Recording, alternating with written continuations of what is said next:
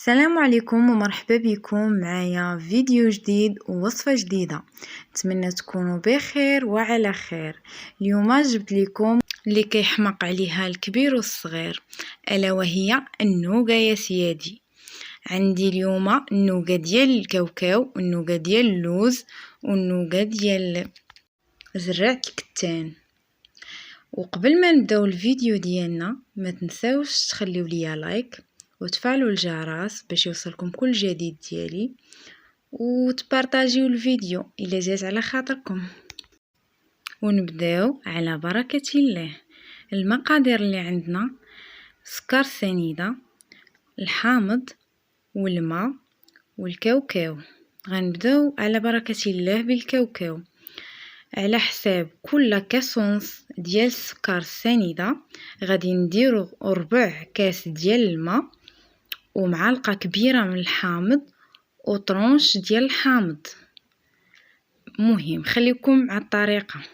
انا درت هنايا كتر من هاد القياس اللي قلت لكم. كيف ما كتشوفوا تما عندي شي كيلو ديال الكاوكاو. على نار مهيله غندير السنيده ديالي تكرمل ليا. ما نحركوش المقله ديالنا بالمعلقه، غادي نبقاو نحركوها غير باليد ديال المقله، غير بيدينا نديو ونجيبو المقله حتى كيذوب لينا السنيده او العسل مزيان. عاد غادا ناخدو معلقه ونبداو نحركوه بشويه على نار مهيله كيف ما قلت لكم حتى كتذوب لينا داك السكر مزيان. ومن بعد غنزلوه على النار. غنديرو كيف ما قلت لكم كاسونس ديال السكر غادي يهز لينا، اللي غادي نديرو معاه معلقه كبيره من عصير الليمون او الحامض، وغادي نديرو معاه ربع كاس من الماء. غادي نخلطو داكشي مزيان.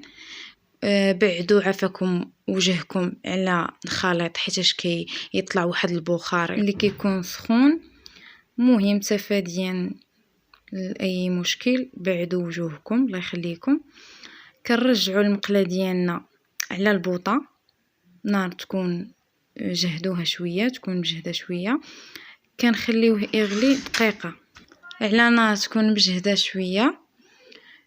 من بعد ما كيغلى لينا دقيقه كناخذوا شويه بالمعالقه ديالنا كنحطوه على شي حاجه وكنقيسو داك القوام اللي يكون معلك.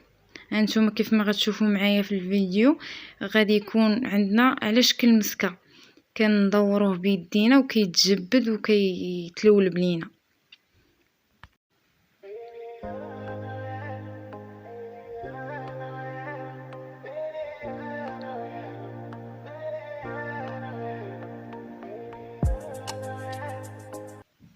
وهنا غادي نبدا نضيف الكاوكاو ديالي عنده فوعات ونشوف القوام اللي بغيت. المهم انا كاسونس كيف ما قلت لكم ديال السكر هز ليا 2 كيسان ديال الكاوكاو.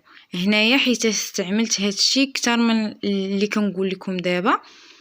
المهم نتوما الا بغيتو ديروها في ديوركم وبغيتو ديروا غير شويه عندكم 2 كيسان ديال الكاوكاو يكونوا محمرين. انا حمرت الكاوكاو ديالي واللوز وزريعه الكتان حمرتهم في الفران، تقدروا تحمروهم في المقله. حمرت الكاوكاو وفسختو من القشره ديالو.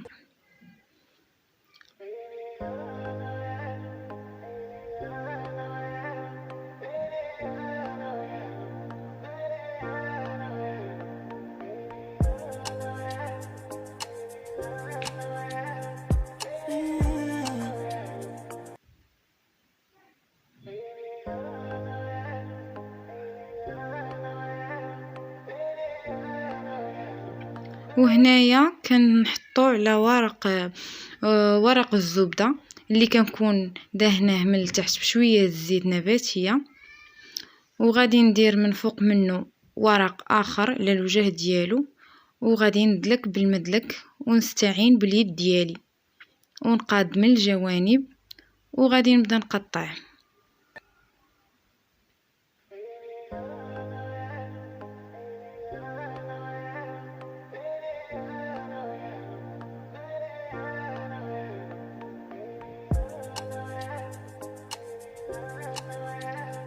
هنايا خديت الوريقة ديالي اللي معبورة، عبرتها 3 سنتيمتر على 6 سنتيمتر، هي اللي قطعت بيها باش دير ليا العبار مقاد.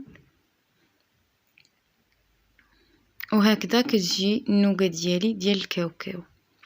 خليكم معايا مع النوقة ديال اللوز اللي بنفس الطريقة. للتذكير كنقول لكم كاس ونص ديال العسل، معاه ربع كاس ديال الماء، ومعاه معلقة كبيرة ديال الحامض وطرونش من الحامض او الليمون، وغادي نخلط معاه 2 كيسان محمرين ديال اللوز. وبنفس الطريقة غادي نحطو على ورق الطبخ ديالنا. انايا هرمشت اللوز، نتوما تقدروا تخليوه صايم. وبنفس الطريقه غنعبر بديك الوريقه ديالي وغادي نقطع باش يجيوني المستطيلات مقادين.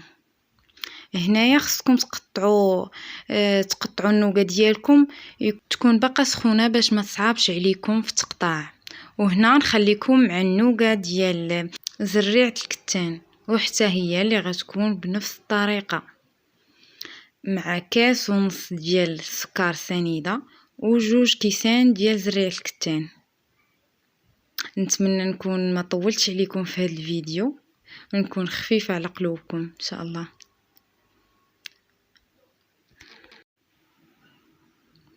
وبنفس الطريقه حتى هي غنصايبوها بحال ديال الكاوكاو ديال اللوز.